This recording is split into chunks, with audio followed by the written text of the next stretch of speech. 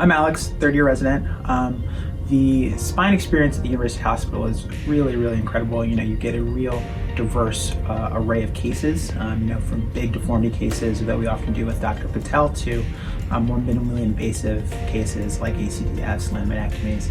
And the technology that you can use in the OR is also pretty incredible. We use navigation pretty routinely. We use robotic surgery to do SI fusions.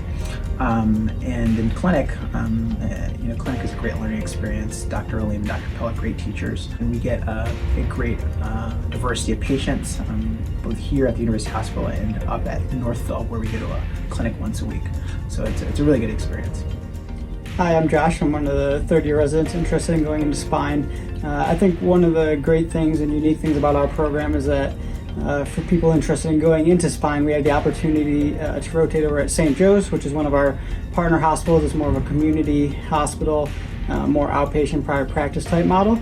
And the guys we get to work with over there are mostly neurosurgeons, which I have found to be really nice because you get a whole different perspective on operating on the spine because the neurosurgery training is a little bit different. So we have really great opportunities to work with them, see how they do things in the operating room, how they do things in clinic.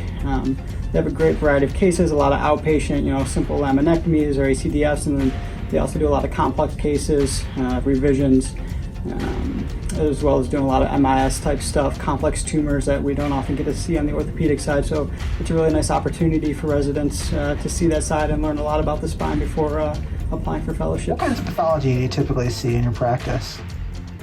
Good. My practice, you'll see primarily basic lumbar degenerative cases from disc herniations, stenosis, and then I have about 60-70% cervical practice. I see a lot of front back cervical cases, cervical deformity, cervical myelopathy, radiculopathy. So I do some basic cervical stuff, anterior cervical discectomy fusions and posterior cervical laminectomies. Alias essentially does all the complex cervical stuff.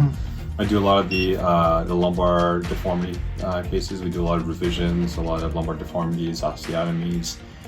We do a lot of lateral interbody fusions and minimally invasive techniques to correct spinal deformities. The other thing I was going to say is value added on the service and what you teach. And I'll actually talk on Ilias's behalf. He's great at research.